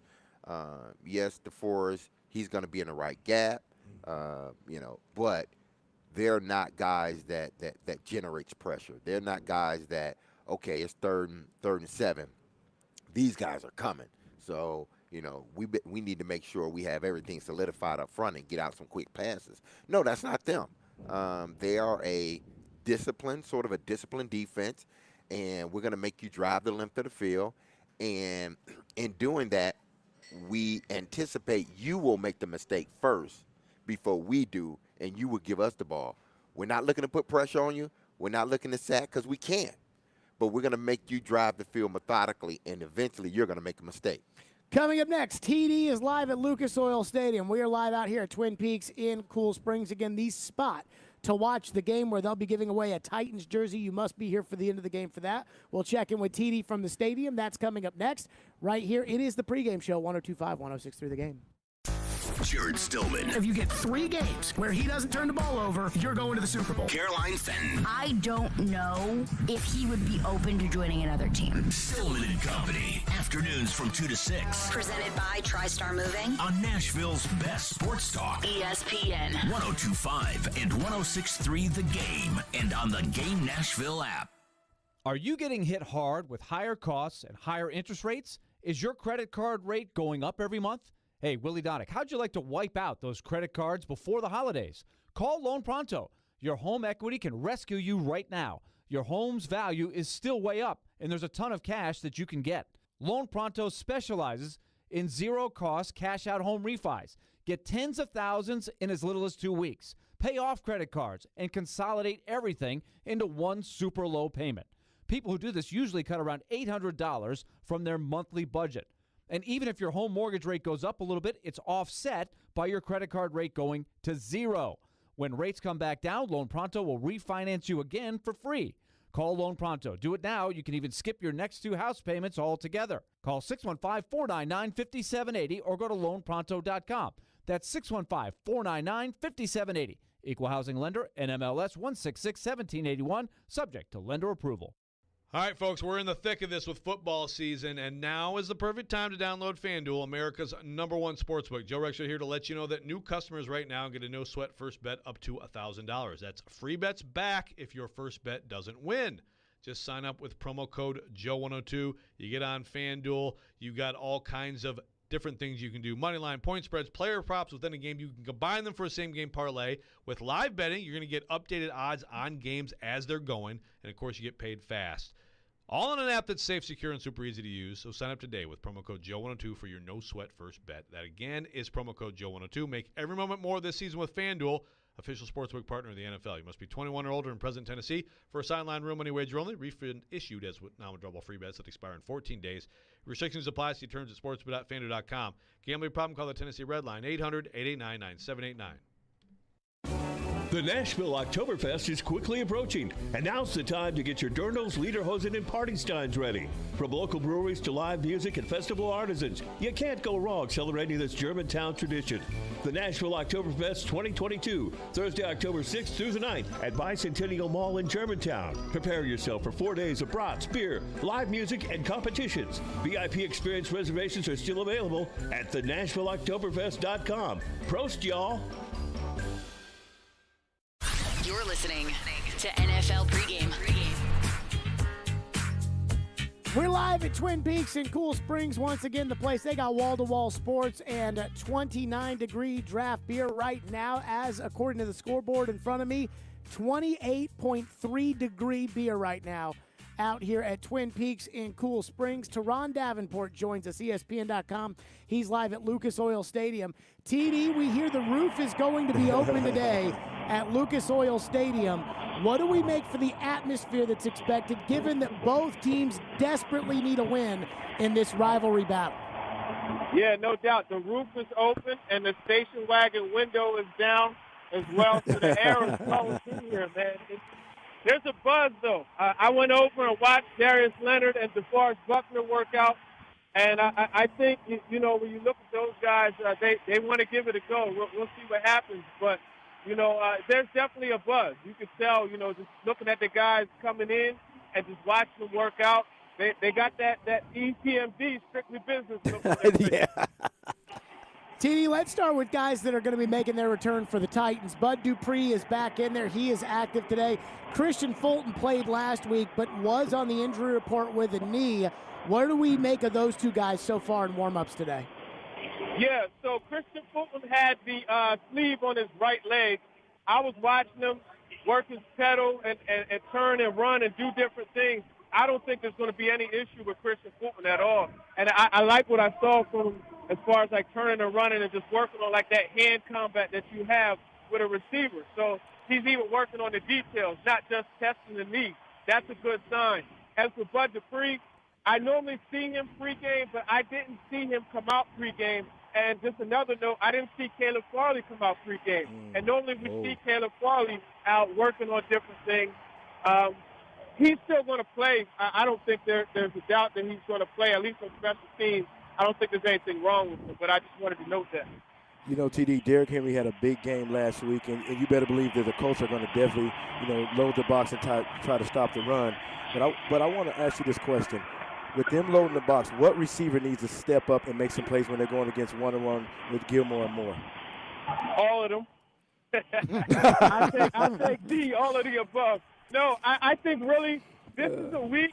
Look, let me say something. I think this could be a Traylon Burks breakout game. Yeah. And come on, the man. reason being is because I know just from talking to him, he's getting a better grasp of everything.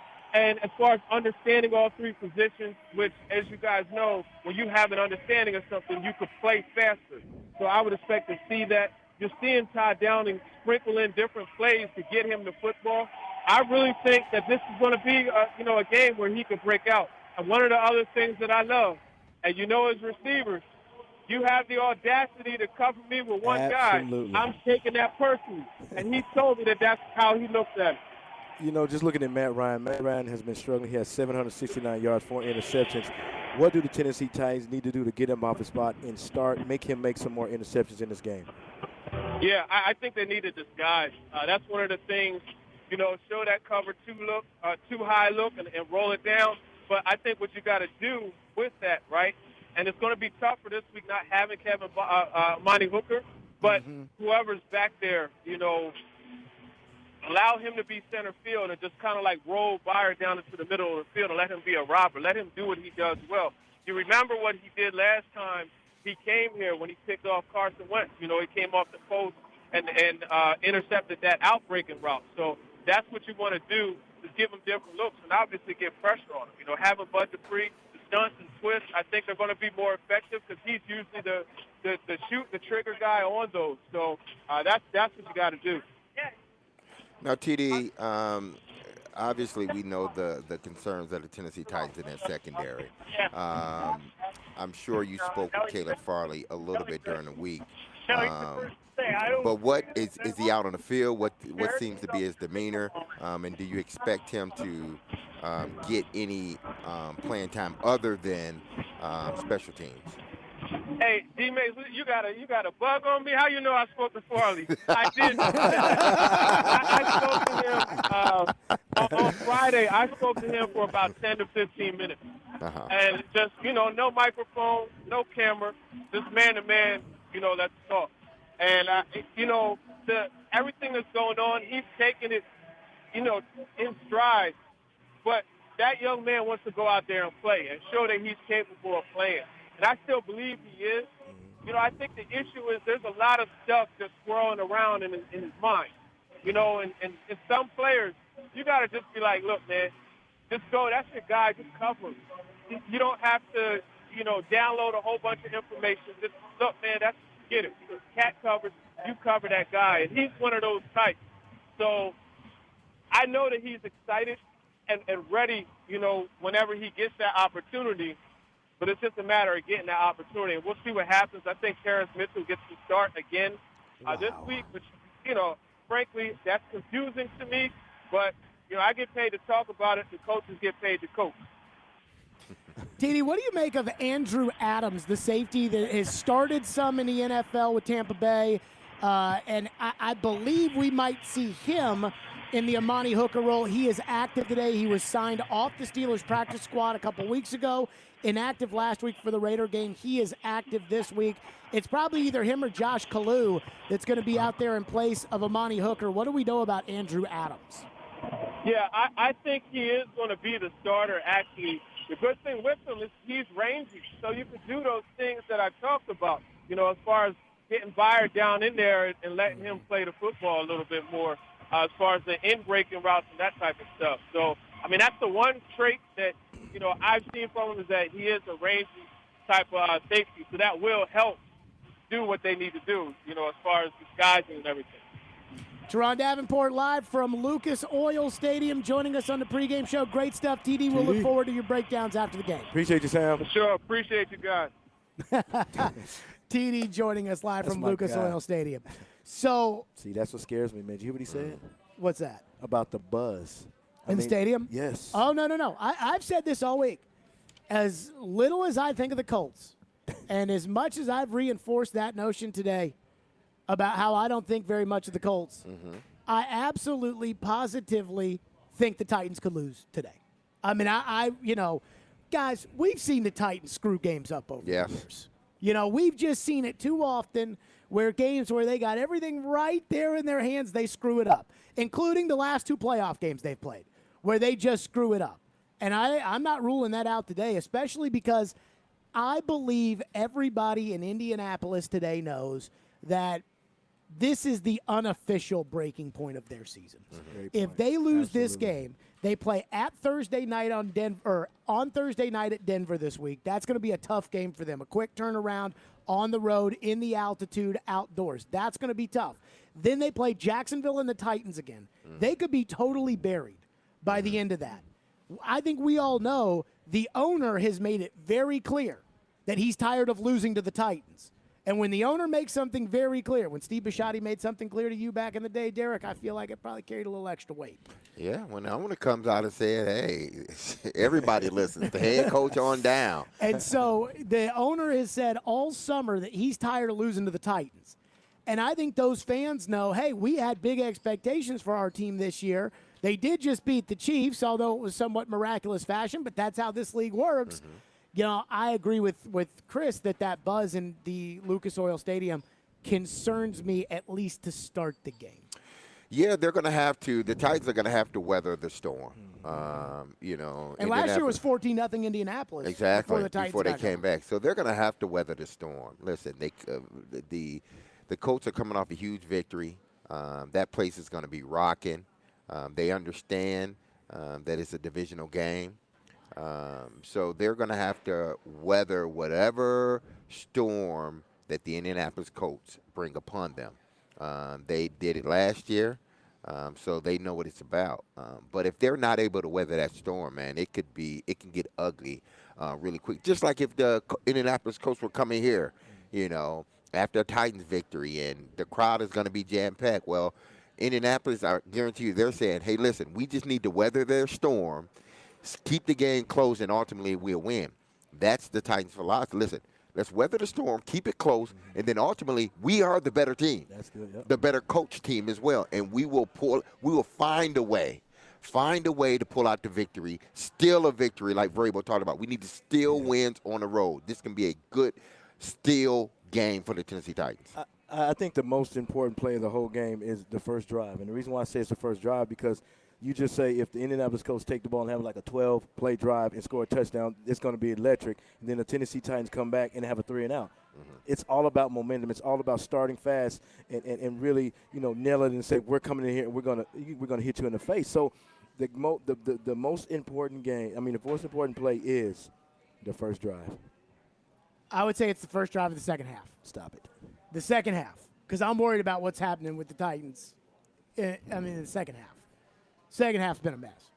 All right, it's time to pick the click. We'll do that coming up next, presented by Parman Tractor and Equipment. Again, the pregame show live. This is where we'll be for every road game throughout the course of the year at Twin Peaks out here in Cool Springs on Galleria Boulevard. Again, 29-degree beer and the best scenic views possible. They got all the games, TVs, absolutely everywhere. Happy hour every day, 2 to 7 p.m., $1 off drafts and well drinks.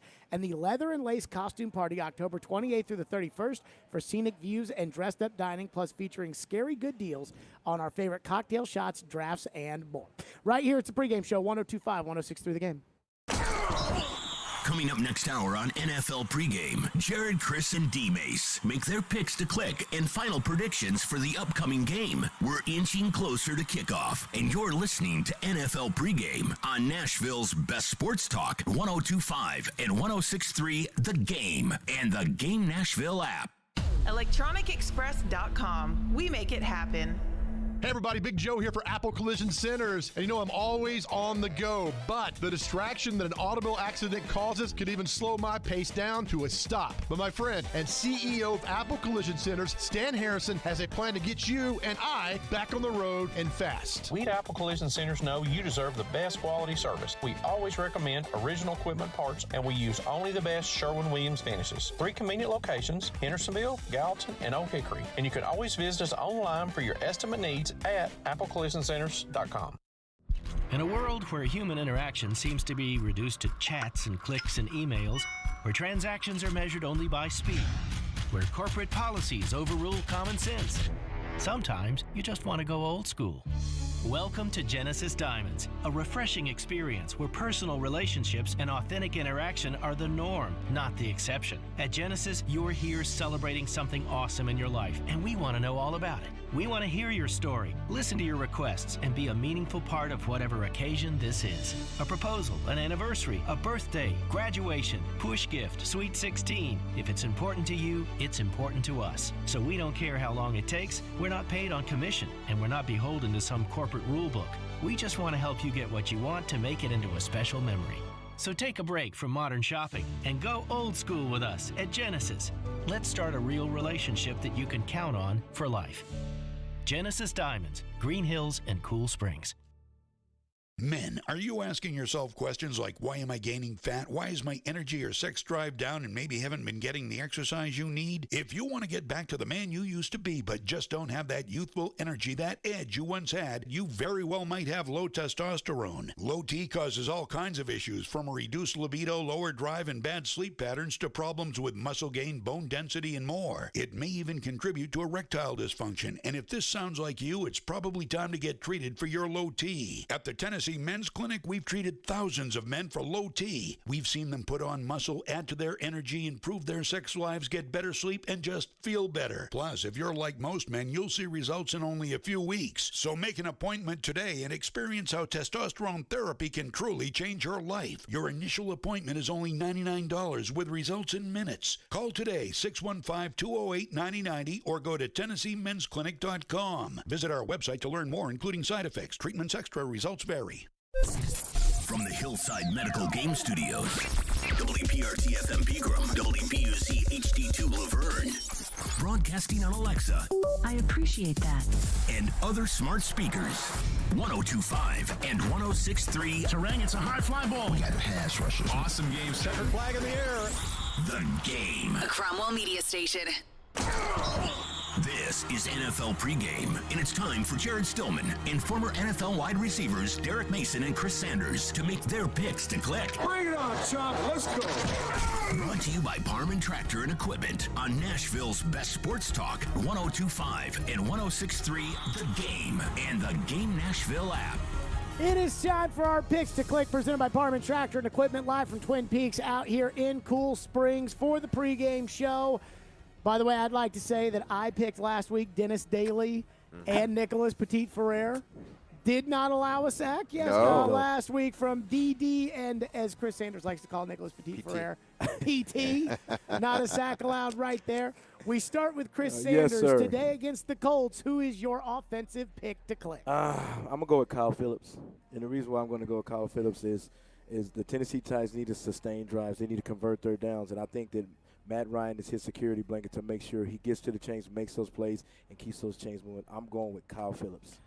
By the way, did you play in this stadium, Lucas Oil? Yeah. Would you let roof open 60 degrees? Would you let Phillips return punts, or would you put Woods back there?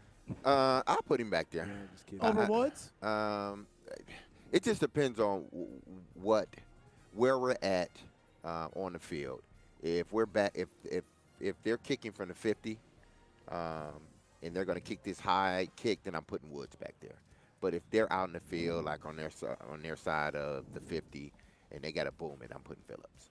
Okay. Who's your offensive pick to click? My offensive pick to click is Dontrell Hilliard. I just think he is the more they can get him, and I want them to get Traylon Burks involved in the offense. I said that before, and I think they need to continue to do that. It only boosts his confidence.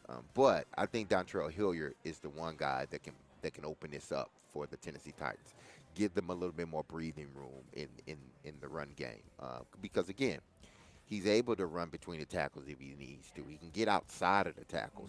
He can line them up in the backfield, wheel routes and swing routes. Or you can line him up in a slot and just throw it to him. He's that one guy that he's sort of like this Swiss Army knife. You could put him anywhere on the offense, receiver, running back, wherever, and he's going to make a play for you. So he's my pick to click. I'm going to say my pick to click is Robert Woods. And I'm going to go with Robert Woods because the Colts like to run that Seattle Seahawk zone defense. Gus Bradley is their defensive coordinator. Tannehill has had an unbelievable amount of success in his career against Gus Bradley, both at Jacksonville and with the Chargers in his first start as a Titan. But the thing about that zone that they like to play, that soft zone, they're going to sell out to stop Derrick Henry, and then everybody's going to kind of run back. And you both know how this works, about you got to find the soft spot in the zone. I think that's what Robert Woods' job's going to be. And so I trust him more than Traylon Burks to get to the right spot, be there on time, and have Tannehill constantly pepper him with the football. And I think we may see, and I think Tannehill hinted at this a little bit this week when asked about Hooper and Woods, talking about them getting their targets. And then he said, Hooper hopefully sooner rather than later, which made me think that Woods and Hooper and kind of that chain moving with the veteran guys that know how to get open against the zone, that may be a big part of their offensive game plan. It could be because that zone, it forces you to be patient. It forces you to take the underneath stuff. And that's why I said earlier that Indy, their thought is, you're going to make a mistake before we make one. We're going to keep everything in front of us, tackle, but you're going to make the mistake before we make one. Well, it lends to Austin Hooper finding those holes and getting him involved, or Robert Woods, or even Dontrell Hilliard coming out the backfield and finding those. And even Derrick Henry might catch a few more passes just because of that reason. Sure. They're going to give up the short stuff. Yeah. They don't want to get beat deep. I would say Woods would be big today, especially if the running game is good. I mean, if the running game is outstanding, Derrick Henry starts out real fast, then I guarantee you that Woods can have a big day today. I mean, we expect Indianapolis to load the box on offense or defensively. Yeah, right? On obvious run plays, yes. Yeah, and so that's where Woods, Hooper, again, find the spot in the zone, get the ball out quick, move the chains, keep it going. Don't look for the home run, in my opinion. Defensively, Chris Sanders. I'm going with Jeffrey Simmons. And the reason why I'm going with Jeffrey Simmons is because him and Quentin Nelson, it's like a freaking dogfight. And I guarantee you, every time he plays against Quentin Nelson, it brings the best out of Simmons. And you got to get pressure on Matt Ryan. You got to get him off his spot. You got to make him make those interceptions. And with Simmons having an attitude and being a dog out there and putting pressure on him, Matt Ryan's going to make some mistakes. My pick to click is those linebackers. Now that they're down one man, and again, Cunningham wasn't playing great this year, but being down that one man means a lot because now I got to go to my backups, and we're thin at that position. To me, that linebacker crew is going to get enough opportunities to make tackles and make tackles before Jonathan Taylor gets going. Because they're going to double team Jeffrey Simmons. They're going to try to push Weaver out of the way. So it's going to be up to those linebackers to get off their blocks and make tackles at the line of scrimmage or a yard or two down the field. They can't allow those guys up front to be blocked, and then Jonathan Taylor gets to the second level. They can't. What do you think of the signing of Joe Schobert to the practice squad? He's elevated. He's active today. So at middle linebacker, it'll be David Long Jr., and then either Dylan Cole, Joe Jones, or Joe Schobert. It's like wait and see. We know at least we got David Long Jr. in there, and he's a rising star in this league. But beside that, is this position, this group is weak and they're thin, and bringing new guys into the fold or guys having to play more than what they're accustomed to, that's going to be key for the Titans. If they're able to, from that linebacker position, if they're able to disrupt the game, then that's a plus for them, because those guys up front, Weaver, Autry, and Simmons, and even Bud Dupree, the offense is going to concentrate on those guys. Mm-hmm. Those other guys now have to make plays. So I think Vrabel hinted at this during the week. I think we're going to see Weaver off the field until third down passing situations, and he's going to be treated as a pass rush specialist, because I think they like what they're getting out of their depth defensive linemen, whether it's Tier Tart, Naquan Jones, I like Tier DeMarcus Walker. And I thought DeMarcus Walker was everywhere on the field last Sunday against the Raiders. He was wearing a red arm sleeve too. Okay. So a lot of times I thought it was Simmons that was making a play, and it was 95, not 98, who was making the play. And so I think we're going to see a lot of Tier Tart, on that interior of the offensive line. I'm going with Danico Autry. And I'm going with Danico Autry because the Indianapolis Colts offensive line is struggling. They've allowed 12 sacks. That's fourth most in the league. And Cincinnati, who's first, has already played a fourth game. So Indianapolis is allowing sacks at an alarming rate. Yeah. Well, how many guys can Indianapolis really worry about when it comes to stopping in pass protection and making sure that they're blocked up in the run game? My guess is Simmons is first and foremost, and then I think there's probably going to be a lot of fear about Dupree as a guy that could get to Matt Ryan and could force a turnover or something like that.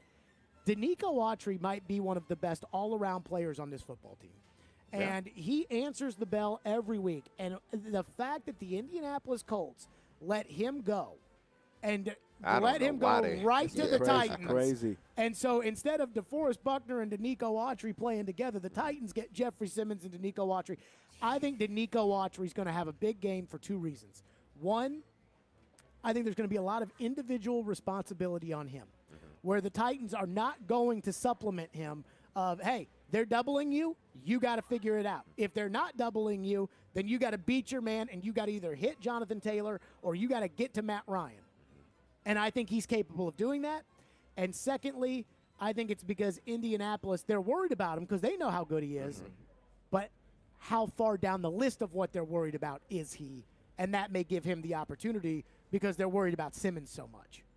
Are you worried about the secondary with Hooker being out, and now it's up to Byard to be the lone communicator truly back there? Here's why I don't like that Hooker's out.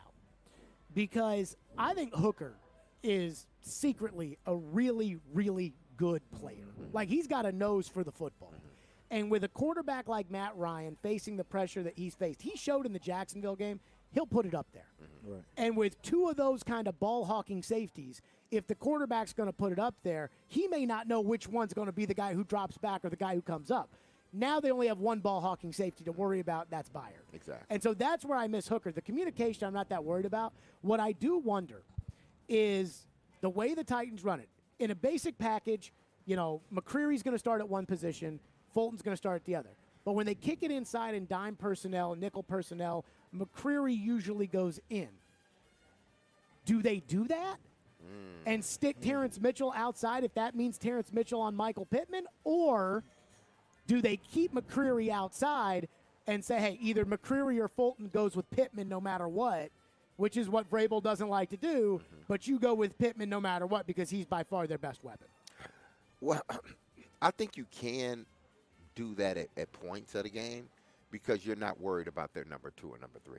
So you can say, listen, Christian Fulton, you got it. Christian Fulton, you got to win double teaming nobody, but we're going to make sure you got him and we'll play over here.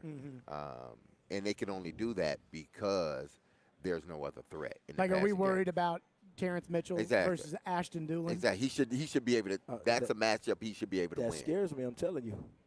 I'm saying he should be able to win it. Will he win it? I don't know. But if that scares me, man. If he's, if the receiver's 6'2", 6'3", it's going to be just what we saw last week. Just basketball on grass. That's all it's going to be. I do wonder, though, as far as the Titans are concerned, defensively. I do wonder what their plan is to shut down Jonathan Taylor, because that comes first and foremost. Load the box. And we'll get to Mike Vrabel's keys to the game. We'll do that coming up next. It's the pregame show. We're live out here at Twin Peaks. We're starting to get the crowd out here at Twin Peaks. The beers are ice cold, still under 30 degrees. Right now, they're technically 29.2 degrees according to the board that I'm looking at right here. All the TVs have all the games on. It's a lot of Jimmy Johnsons up all there on the TVs at one time, but they got all the TVs out here for all your viewing needs. It's Twin Peaks and Cool Springs. Right here, it's the pregame show, 102.5, 106.3 The Game. Every Wednesday at 2:45. Sanders for the touchdown, 48 yards.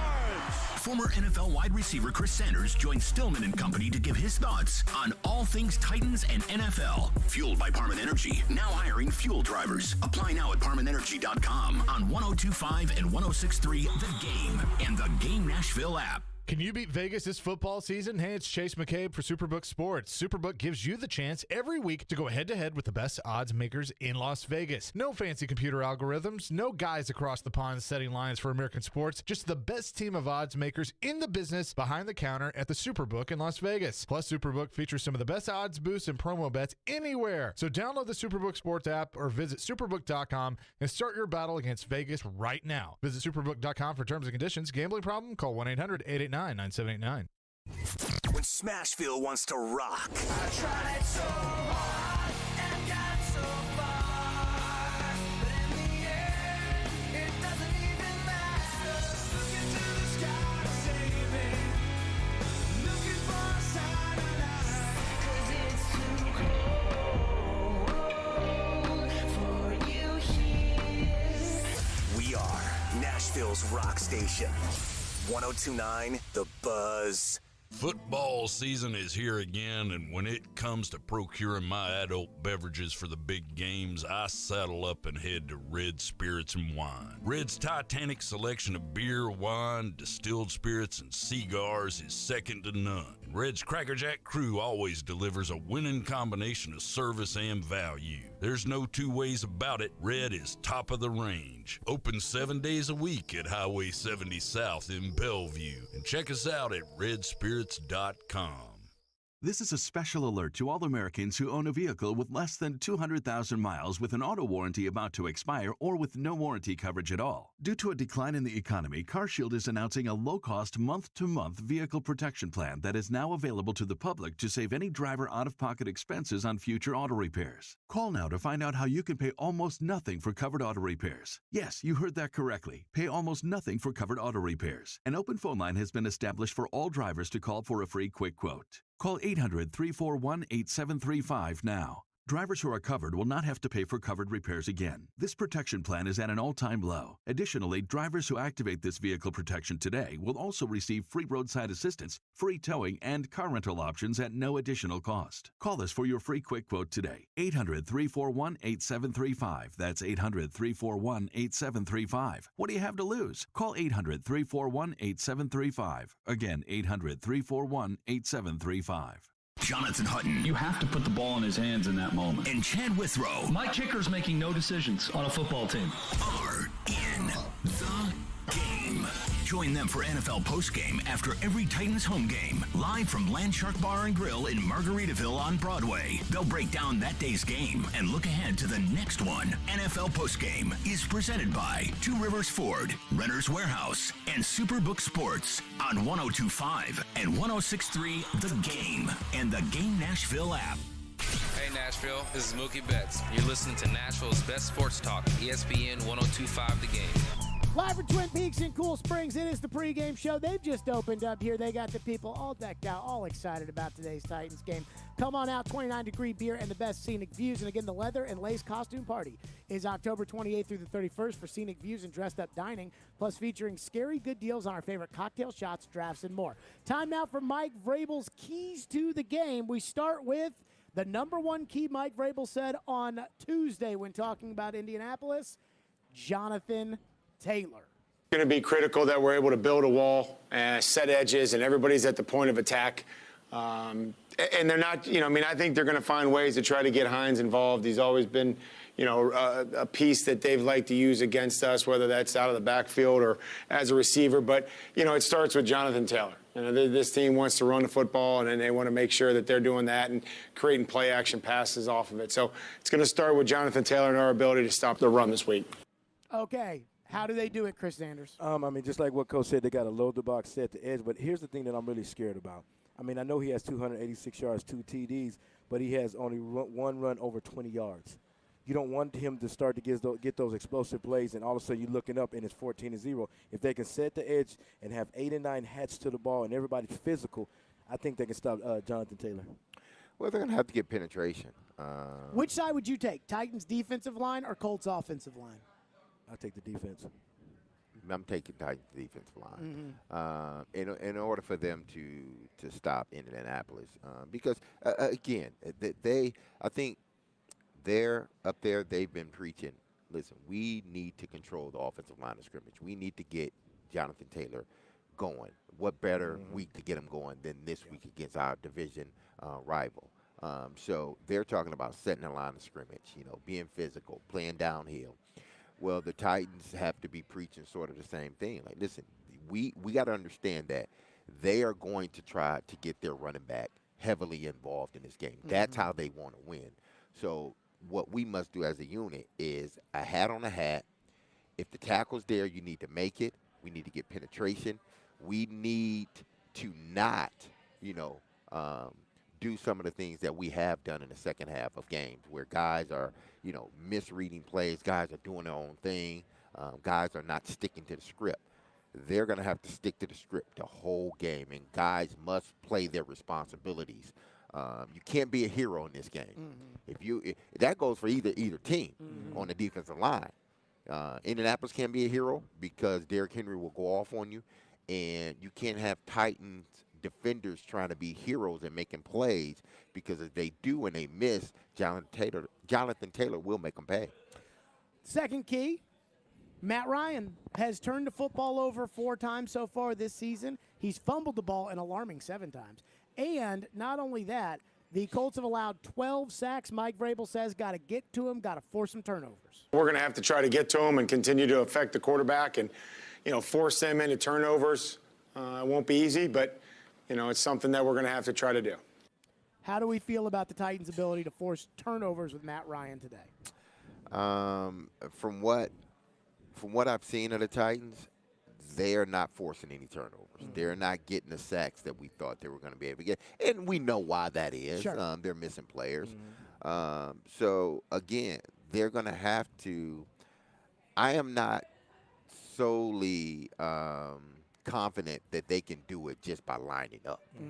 They're going to have to do some things and confuse that offensive line. And if that happens, I think they can generate those turnovers. Again, they're going to have to do it by not blitzing, because if they blitz, Matt Ryan will make them pay. If they can do it somehow with just their front 7, I think it works better in their favor. I mean, if you look at when Matt Ryan really, really struggles is when he gets off his spot. When he gets off his spot, he can't get his eyes downfield. And if he can't get his eyes downfield, that's when he starts to throw those interceptions. And that's what they got to do. I don't know where the pressure is going to come from, but they got to figure out to make him get off spot so he can throw those interceptions. What do we think about why Matt Ryan has struggled so far with Indianapolis? You guys have done this. You guys have gone to different teams. Does it take time for Matt Ryan to understand what Frank Reich wants, to understand what the receivers want? Is that something they're going through, or is Matt Ryan really showing his 38-year-old age? I don't think he's showing his age. I think what's happening is, sort of like what's happening to Ryan. The offensive line is not good. You just don't have enough playmakers. When you get to this age, even Tom Brady, we see what he looks like without his weapons, and he looks like a good quarterback. More than he looks like the 7th best quarterback in the National Football League. Let's put it that way. And that's still high without his weapons. But you add in his weapons, now he's right up there with Mahomes and them. I think Matt Ryan and Ryan Tannehill are sort of that way. They will never be on the level of Tom Brady. But if they have their weapons, it makes their job a little bit easier. It makes Matt Ryan's job easier if he has Pittman out there at all times. Jonathan Taylor running really effective. If he had another playmaker, then you will see more of the Matt Ryan we used to see rather than this new Matt Ryan. Right now, he doesn't have any weapons. His running game is not going, and he just got his pass catcher back. I mean, you're right. I mean, it's the offensive line, and there's no playmakers. But just watching him in the pocket, he looks uncomfortable. And as you're a quarterback that looks uncomfortable, you're hesitant to make plays. I mean, watch when he takes a 3 and 5-step drop. He's looking downfield, but he's ready to get out of the pocket because he's off his spot and uncomfortable. So if you're a quarterback and you feel like that, I don't care if you're Tom Brady or Aaron Rodgers, when you don't feel comfortable in the pocket, you're going to make those mistakes and create interceptions. Do you think the Titans will be able to get to him today? Dupree, Weaver, and crew? Consistently. 12 sacks. The Indianapolis Colts are allowing 4 sacks a game. I think the Titans get 2 or 3.